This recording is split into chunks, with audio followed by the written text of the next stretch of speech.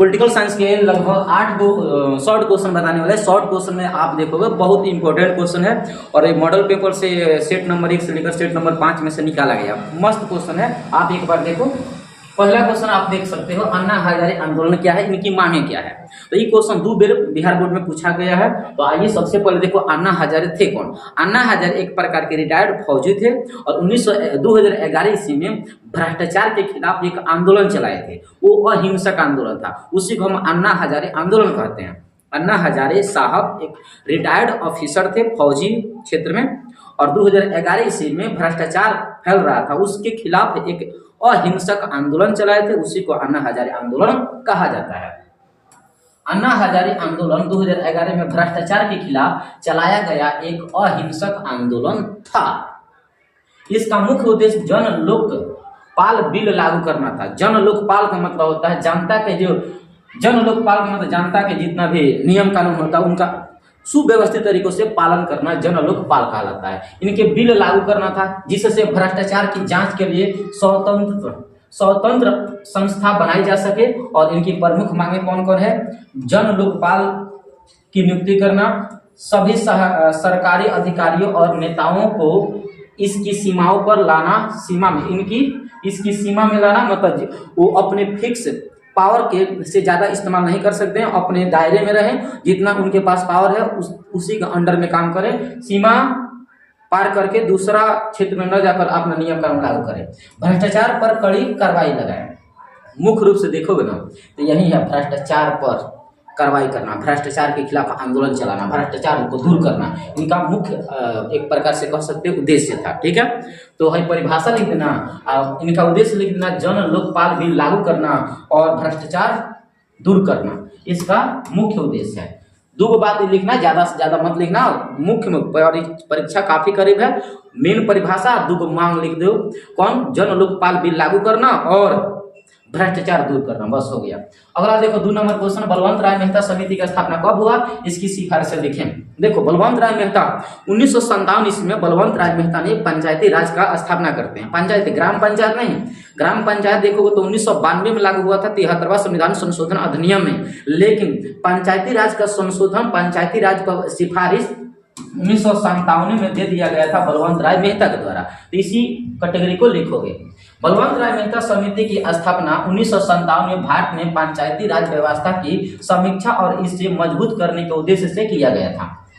1957 में भारत में पंचायती राज व्यवस्था को समीक्षा करना, उसकी जांच पड़ताल करना, उसके बारे में डिस्कस करना और उसे मजबूत करने के उद्देश्य से बलवंत राय मेहता समिति का स्थापना किया गया था। इस समिति का गठन देखोगे ना, किस समिति का? बलवंत राय मेहता समिति का गठन योजना आयोग के द्वारा किया गया था। योजना आयोग पता है, 15 मार्च 1950 ईस्वी का स्थापना हुआ था। इसे पंचवर्षीय योजना भी कहते हैं। इसका अध्यक्ष जो होते हैं ना, प्रधानमंत्री होते हैं। इसके द्वारा स्थापना कर दिया जाता है। और इसमें आपको हम बता दें इसकी सिफारिशें कौन कौन है। इसका सिफारिश देखोगे तो पहला सिफारिश आपको हम बता दें, त्रिस्तरीय पंचायती राज का व्यवस्था करना। पहला सिफारिश क्या हुआ? पहला सिफारिश का मतलब त्रिस्तरीय पंचायत की व्यवस्था अपनाइए, मतलब जो देश में जो लोकतांत्रिक शासन प्रशासन होता है उसे विकेंद्रीकरण कर देना, कई खंडों में बांट देना। जो केंद्र में सरकार चलता है ना, उन सभी शक्तियों को बांट दो अलग अलग शक्तियों में, उसी को त्रिस्तरीय सरकार का गठन कहा जाता है। जैसे देखो तो पहला स्तर पर रहेगा ग्राम पंचायत, जिसका मुखिया अध्यक्ष होंगे, अब पंचायत समिति जिसके अध्यक्ष मतलब ब्लॉक प्रमुख रहेंगे, और तीसरा होगा जिला परिषद। इन तीनों को मतलब त्रिस्तरीय पंचायत या त्रिस्तरीय सरकार कहा जाता है। त्रिस्तरीय पंचायत किसे कहते हैं? तो कहोगे ग्राम पंचायत, पंचायत समिति, जिला परिषद। कोई को गांव मिलता है तो ग्राम पंचायत बनता है जिसका अध्यक्ष मुखिया होते हैं, और कोई को ग्राम पंचायत मिलता है तो क्या करेगो पंचायत समिति बनता है जिसका अध्यक्ष ब्लॉक प्रमुख होते हैं, और कोई को ब्लॉक प्रमुख मिलता है, कोई को ब्लॉक मिलता है तो अब जाकर जिला परिषद बनता है। इसी को बोला जाता है त्रिस्तरीय पंचायत का व्यवस्था। ये बलवंत राय मेहता की एक सिफारिश था, पहला उनकी मांग था, ये मांगे उनकी पूरी हुई। निम्न स्तर पर सत्ता का विकेंद्रीकरण करना। जो पहले 1957 से पहले देश में एक ही सरकार चलता था, ज्यादातर उन्हीं के पास पावर ज्यादा था, जो भी करेंगे वही प्रधानमंत्री करेंगे। लेकिन बलवंत राय मेहता ने ये बोला कि जो दिल्ली में जो सरकार जो चलता है केंद्र सरकार, उनकी शक्तियों को बांट दिया जाए, उनकी शक्तियों को बांट दिया जाए। निम्न स्तर पर कर दिया जाए। निम्न स्तर मतलब ग्राम पंचायत, जिला परिषद, सीएम तक, नीचे ग्राम पंचायत तक बांट दिया जाए। तो निम्न स्तर पर सत्ता का विकेंद्रीकरण कर दिया जाए, मतलब कई शक्तियों को कई भागों में बांट दिया जाए। निर्णय लेने की शक्ति निचले स्तर पर दी जाए। तीसरा है प्रमुख जिम्मेदारियां। तीसरा क्या है? प्रमुख जिम्मेदारियां, ग्रामीण विकास योजनाओं को लागू करना। चौथा है चुनाव, सभी स्तर पर प्रत्यक्ष चुनाव हो, एक ही स्तर पर चुनाव ना हो, सभी स्तर पर प्रत्यक्ष मतलब डायरेक्ट चुनाव हो, जनता के द्वारा वोट पाया जाए। तो आज भी देखोगे तो गांव-गांव में चुनाव होता है। और इन सिफारिशों के आधार पर 1959 ईस्वी में राजस्थान में पहली बार पंचायती राज व्यवस्था लागू किया गया था।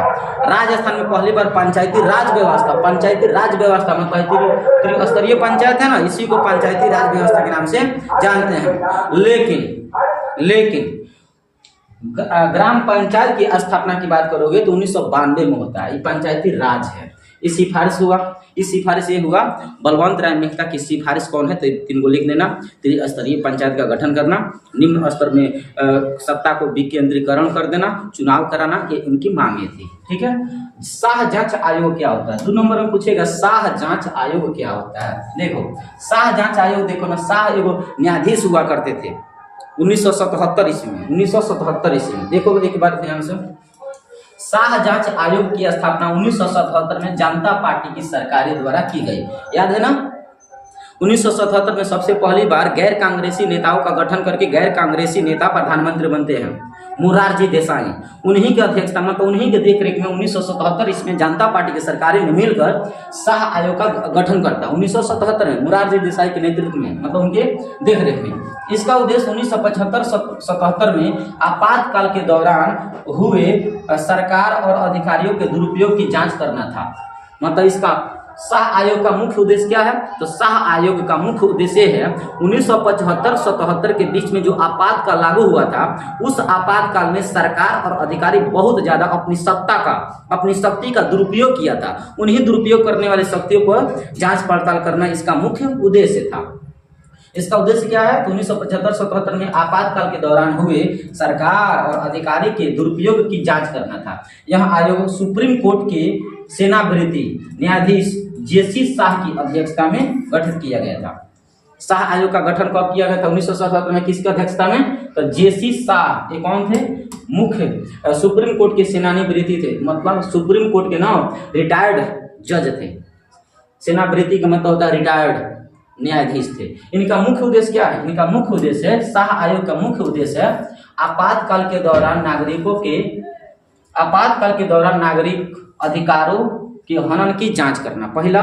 दूसरा है राजनीतिक विरोधियों की गिरफ्तारी और उत्पीड़न का आकलन करना। तीसरा है प्रेस पर लगाए गए सेंसरशिप की समीक्षा करना। 1975 में मीडिया वालों के ऊपर भी सेंसरशिप लगा दिया गया था, प्रतिबद्ध कर दिया गया था कि आप मीडिया वाले ज्यादा जांच पड़ताल नहीं कर सकते हैं। और भी देखोगे सत्ता का दुरुपयोग और भ्रष्टाचार के मामलों की जांच करना, ये सब शाह आयोग के मुख्य उद्देश्य था। ठीक है। आपातकाल के दौरान नागरिक अधिकारों के हनन हो रहा है, उसका जांच करना है। दूसरा है कि राजनीतिक विरोधियों की गिरफ्तारी किया गया था, जो भी विरोधी दल के नेता थे उनको गिरफ्तारी कर दिया गया था, उनके ऊपर उत्पीड़न किया जा रहा था, उसको भी जांच करना था। तीसरा है कि प्रेस मीडिया वाले के ऊपर कई प्रकार के प्रतिबंध लगा दिया गया था, उसको भी जांच करना था। चौथा है सत्ता के बहुत ज्यादा दुरुपयोग हुआ था, भ्रष्टाचार बहुत ज्यादा हुआ था, इसका भी जांच पड़ताल करना था। शाह आयोग ने इंदिरा गांधी सरकार पर गंभीर आरोप लगाया और आपातकाल के दौरान की गई ज्यादतियों के उजागर किया, और हालांकि इसकी रिपोर्ट पर कोई ठोस कार्रवाई नहीं हो सकी। खाली उद्देश्य किया गया लेकिन इस पर कोई कार्रवाई ठीक ठाक से नहीं हुआ। 4 नंबर क्वेश्चन है आनंदपुर साहिबा प्रस्ताव का प्रावधान लिखें। जो शाह आयोग लिखे ना तो 3 4 लिख देना उद्देश्य, शाह आयोग का गठन कब हुआ, क्या है, ये सब लिख देना। ठीक है, काम चल जाएगा। आनंदपुर साहिबा प्रस्ताव का प्रावधान क्या है? देखो बाबू, आनंदपुर साहिबा प्रस्ताव का गठन देखेगा 1973 ईस्वी में अकाली दल के द्वारा पंजाब के आनंदपुर साहिबा में आयोजित एक सम्मेलन में पारित किया गया था। कहना क्या चाहता है?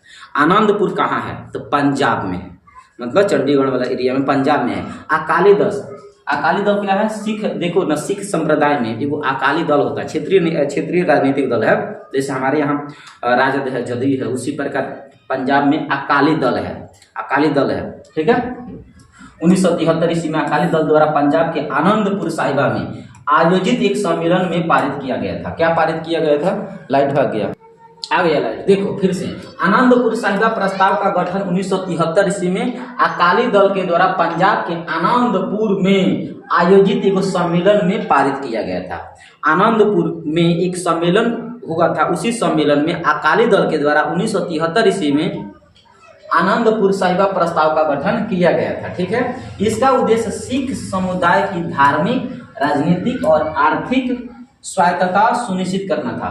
मतलब इसका उद्देश्य क्या था? इसका उद्देश्य ये था कि सिख धर्म के, सिख समुदाय के जो भी लोग थे, उनकी धार्मिक स्वायत्तता दो, मतलब धार्मिक मान्यता दो, धार्मिक खुद ही धार्मिक मतलब चीज़ों का उनका अपनाना है, धार्मिक चीज़ों के किसी प्रकार का नुकसान नहीं पहुंचाना है, स्वायत्तता दो, मतलब उसको खुद कराए दो, उसमें किसी प्रकार के मतलब भ्रष्टाचार मत करो, और उनकी जो मांगे हैं उनकी मांगे पूरी करो। राजनीतिक दल से का नाम था उनका धार्मिक, राजनीतिक और आर्थिक स्वायत्तता सुनिश्चित करना, इसका मुख्य उद्देश्य था। स्वायत्तता का मतलब होता है हमारी मांगे पूरी करे, हम जो कहते हैं वो एकदम पूरा किया जाए सरकार के द्वारा। इनकी प्रमुख अगर प्रावधान की बात किया जाए, राज्य को अधिक स्वायत्तता देना, सिख धर्म की रक्षा करना, पंजाब के लिए न्याय देना, अल्पसंख्यकों के अधिकार देना, सिखों के अलग पहचान बनाना, सिखों का एक अलग पहचान बनाना, ये सब क्या है? ये सब आनंदपुर साहिबा के प्रावधान है। कौन? पहला, राज्य को अधिक स्वायत्तता दे, मतलब हमारा जो राज्य है पंजाब वाला क्षेत्र, उसका अधिक लाभ पहुंचाने के लिए स्वायत्तता दे। दूसरा क्या बताओगे? सिख धर्म की रक्षा करे। हमारे देश में 6 प्रकार के धर्म चलता है, उसमें से सिख धर्म की रक्षा सुरक्षा करने की बात किया गया था 1973 में। हम लोग को पता है 1973 में इंदिरा गांधी के द्वारा वो मतलब शासन प्रशासन चलाया जाता था। तो पहला होगा पंजाब के लिए न्याय दे, पंजाब के लिए उसी समय देखो तो पंजाब की राजधानी भी चेंजिंग कर दिया जाता है। तो इसका पंजाब हो गया, हरियाणा हो गया, दोनों का राजधानी कहाँ कर दिया जाता है? चंडीगढ़। तो आज भी वहीं है चंडीगढ़। तो ये क्या लिखोगे? सब के सब आनंदपुर साहिबा प्रस्ताव के प्रावधान लिखोगे। इसके बाद है 5 नंबर क्वेश्चन, तनाव शैथिल्य क्या होता है? तनाव के मतलब होता है टेंशन बढ़ाना, अर्थात खींचा खींची करना। और शैथिल्य के मतलब होता है सिकुड़ाना, कम से कम शब्दों में, कम से कम जगहों में रखना।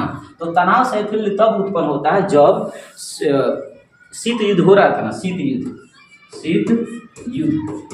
कब से कब तक हुआ? तो बता कि 1945 में शुरू हुआ द्वितीय विश्व युद्ध के दौरान, और 1991 में जाकर खत्म होता है। इसके बीच में अमेरिका और सोवियत संघ के बीच में बहुत तनाव उत्पन्न हुआ, उसी को क्या कहते हैं? तनाव शैथिल्य कहते हैं। फिर से सुनो, तनाव शैथिल्य का हेडिंग डालोगे और लिखोगे, तनाव शैथिल्य अंतर्राष्ट्रीय राजनीति का एक ऐसा चरण है जिसमें 2 या 2 से अधिक देशों के बीच चल रहे तनाव और शत्रुता को कम करने के प्रयास किए जाते हैं। एक प्रकार के ऐसा चरण है, एक ऐसा प्रक्रिया है जिसमें 2 देश या 2 से अधिक देशों के बीच चल रहे तनाव, जो भी युद्ध होता है उस युद्ध में जो तनाव उत्पन्न होता है, चल रहे तनाव और शत्रुता को कम करने का प्रयास किया जाता है। तनाव और शत्रुता के बीच जो भी काम करने के या कम करने का प्रयास किया जाता है उसी को तनाव शैथिल्य कहते हैं। तो अगर ज़्यादा लंबा चौड़ा ना कहा जाए तो इतना समझ सकते हो, तनाव शैथिल्य क्या है? तो एक प्रकार का अंतर्राष्ट्रीय राजनीति का एक ऐसा चरण होता है जिसमें 2 या 2 से अधिक देशों के बीच चल रहे, मतलब पहले से चल रहा होता है, चल रहे तनाव और शत्रुता को कम करने का प्रयास किया जाता है, ठीक है। इसका उद्देश्य की बात करोगे, उद्देश्य है देशों के बीच, मतलब 2 या 2 से अधिक देशों के बीच शांति और सहयोग को बढ़ावा देना। इसका मुख्य उद्देश्य क्या है? 2 या 2 से अधिक देशों के बीच जब तनाव उत्पन्न होता है तो उसी को शांति और सहयोग स्थापना करना है, ताकि कम से कम टेंशन हो सके। तनाव का मतलब टेंशन होता है, युद्ध होता है, और शिथिल का मतलब होता है सिकुड़ाना है, कम से कम में करना है। जितना ही ज़्यादा कम से कम करोगे तो तनाव जल्दी से मुक्त हो सकता है, खत्म हो सकता है। इसलिए इसका उद्देश्य भी वही है, 2 देशों के बीच या 2 से अधिक देशों के बीच शांति स्थापित करना और सहयोग को बढ़ावा देना। इसके अलावा देखोगे इसका मुख्य पॉइंट क्या क्या हो सकता है। तनाव शैथिल्य का मुख्य बिंदु कौन कौन हो सकता है? पहला बिंदु है शीत युद्ध का संदर्भ करना, दूसरा है उद्देश्य, तीसरा लिख देना इसका उदाहरण। इतना मत लिखना, ज्यादा कंटेंट हो जाएगा, 2 नंबर में तो पूछेगा। 2 नंबर में डायरेक्ट लिख देना, जैसे उदाहरण में वो लिख देना है, पूरा कोई मत लिखना, डायरेक्टली लिखना उदाहरण। 1972 में अमेरिका और सोवियत संघ के बीच साल्ट वन समझौता।